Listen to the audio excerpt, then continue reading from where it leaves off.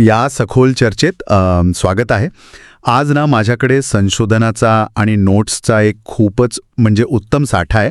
आपण सूरा इब्राहिम अध्याय 14च्या व्यावहारिक सारांशावर हो बरोबर व्यावहारिक सारांशावर लक्ष केंद्रित करणार आहोत.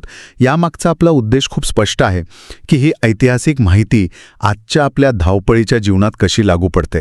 नक्कीच. सोप्या भाषेत सांगायचं तर अज्ञानाच्या अंधारातून बाहेर पडून सत्याच्या प्रकाशाकडे जाणारा मार्ग हा सूरा दाखवतो. पण हे सगळं प्रत्यक्षात कसं आणायचं हाच तर खरा मुद्दा आहे ना. मी जेव्हा या नोट्स वाचत होते तेव्हा मला जाणवलं की हा अंधारातून प्रकाशाकडे जाण्याचा प्रवास केवळ एक तात्विक विचार नाहीये. म्हणजे नुसती थिअरी नाही. अगदी रोजच्या आयुष्यात जाणीवपूर्वक घेतलेले ते छोटे छोटे निर्णय आहेत. सत्याचा मार्ग निवडणं ही एक रोज करायची कृती आहे. ती केवळ डोक्यात ठेवायची संकल्पना नाही. हे खूप प्रॅक्टिकल वाटतंय आणि म्हणूनच आपल्या सोर्स मटेरियलमधला एक महत्त्वाचा मुद्दा लक्ष वेधून घेतो. तो म्हणजे कृतज्ञता आणि आपल्या आजूबाजूला असणाऱ्या सुखसुविधा. हो, नियामत आणि शुक्र. बरोबर. यातल्या नोंदींनुसार शुक्र म्हणजे कृतज्ञ राहिल्याने या नियामत किंवा चांगल्या गोष्टी वाढतात. वरवर पाहताय खूप साधं वाटतं, पण यामागे नक्की काय लॉजिक आहे. जर आपण याला आजच्या मानवी मानसशास्त्राशी जोडून पाहिलं तर हे अगदी तंतोतंत जुळतं. कृतज्ञता व्यक्त करण्याची सवय आपल्या मेंदूची रचनाच एका अर्थाने बदलून टाकते. म्हणजे आपण विचार कसा करतो तेच बदलतं. हो, आपल्याकडे काय नाहीये यावर लक्ष केंद्रित करण्याऐवजी जे आहे त्यातून संधी कशा शोधायच्या हे ती सवय आपल्याला शिकवते.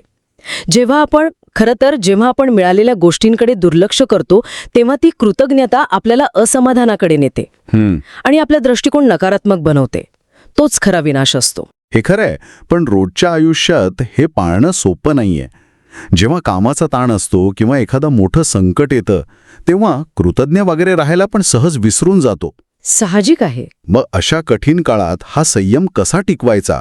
कारण आपल्या माहितीत पैगंबर आणि त्यांच्या अनुयायांनी अनेक अडचणी सहन करूनही संयम कसा ठेवला याचे दाखले दिले आहेत. कठीण काळात हार न मानता धैर्य ठेवणं हेच तर खरं आव्हान आहे.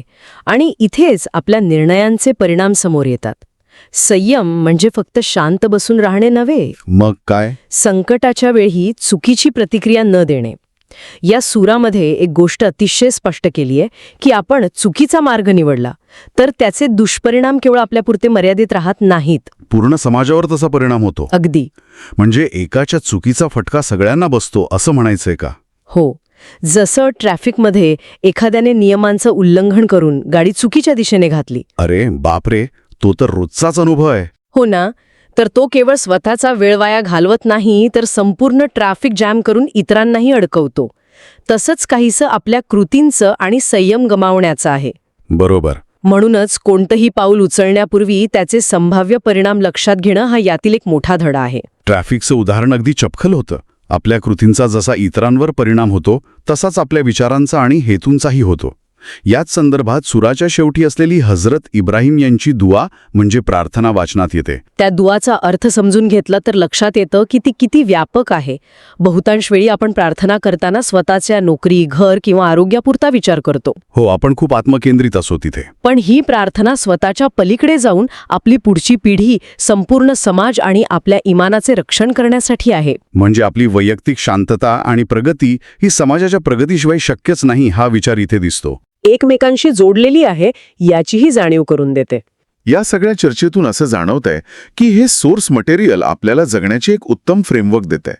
जर या संपूर्ण माहितीचा धांडोळा घेतला तर कृतज्ञता, कठीण काळातला संयम, सत्याचा मार्ग, व्यापक दुआवर विश्वास आणि चांगले कर्म आणि चांगले कर्म अशी एक उत्तम पंचसूत्री यातून नैसर्गिकरित्या तयार होते.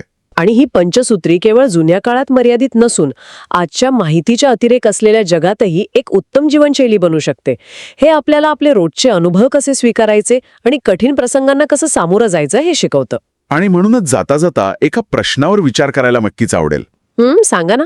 जर कृतज्ञतेमुळे खरोखरच आपल्या मेंदूला संधी शोधण्याची सवय लागत असेल आणि संयमामुळे आपण मोठे दुष्परिणाम टाळू शकत असू तर मग रोजच्या प्रवासात किंवा कामात येणाऱ्या लहान मोठ्या अडचणींना फक्त अडखळे न मानता आपल्या संयम आणि कृतज्ञता अधिक मजबूत करण्याची एक उत्तम संधी म्हणून कसं पाहता येईल. नक्कीच सखोल विचार करण्यासारखा मुद्दा आहे.